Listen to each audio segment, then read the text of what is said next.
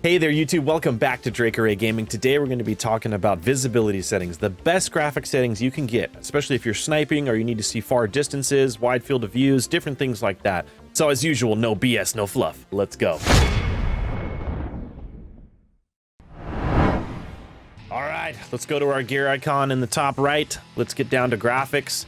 Now I would recommend 1080p just doesn't cut it anymore really for like far visibility and distances. I'd really recommend running 1440 or 2K. So there's a couple ways you can achieve that. You can actually run your display resolution as the 1440p if your monitor supports it, or in quality you can actually just up the render resolution. Now there will be some people that argue you shouldn't do it this way, you should just do it natively, which you can. But if you're streaming or you have multiple monitors or you have other things you need to get around, you can actually put this in 1080 here and upscale render res it up, and it'll really intensify the clarity just as it would in 2K. So you go from a blurry looking 3D rendering scene to a nice clear one.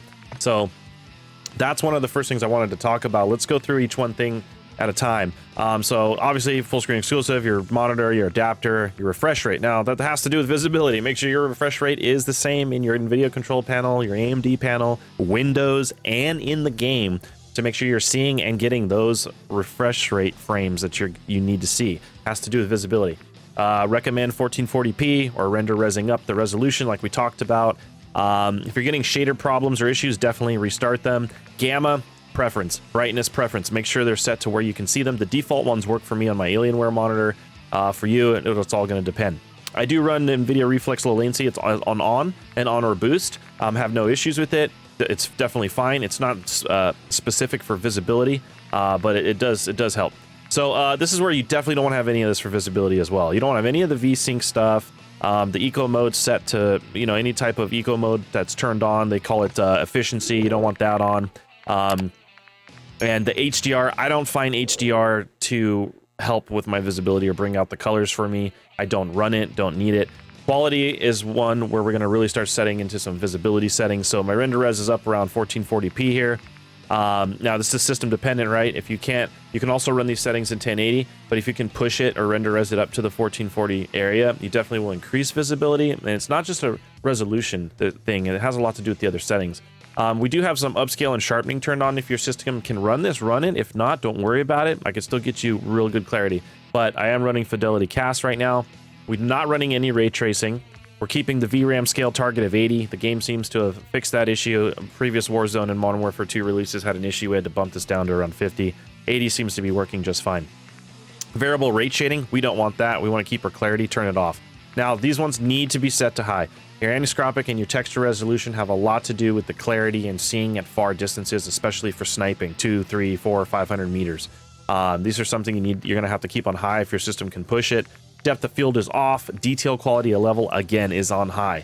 At a distance, you really need to see through those bushes, the shadows, the trees. It doesn't need to be pixely, or you're going to have a hard time seeing the enemy and getting those headshots off. Particle resolution, so this is where we start to get rid of some of the fluff that we don't need and the distractions in the game. So we're gonna get rid of particle resolution, put it down to very low. Bullet impacts, unless you're testing patterns, don't need it. Persistent effects off. Shader quality is on high though.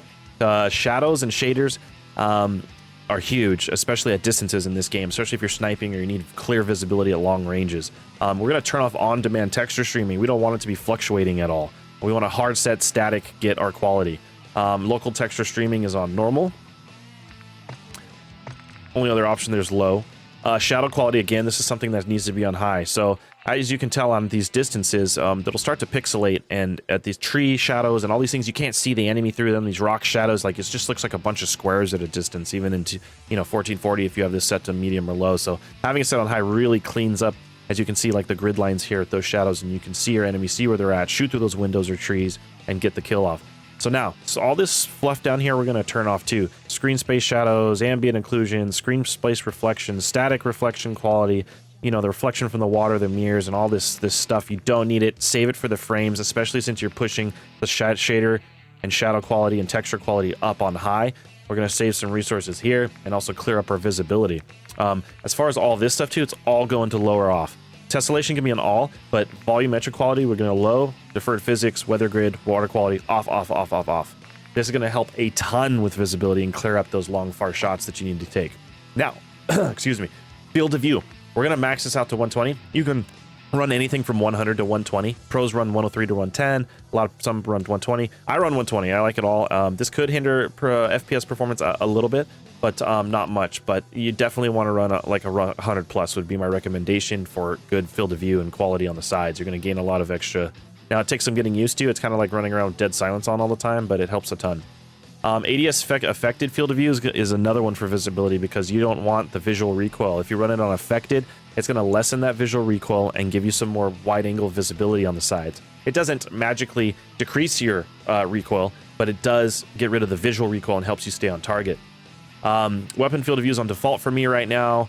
The third person field of view is on 90, but this is where like motion blur, film grain, all this stuff, you got to get rid of all this, and the head bobbing with the first person camera movement. These are huge too for visibility and staying on target and on track and seeing at distances, especially with sniping. World motion blur, weapon blur, film grain, first person camera movement, all this movement, get it down to 50, turn it off, turn everything down here.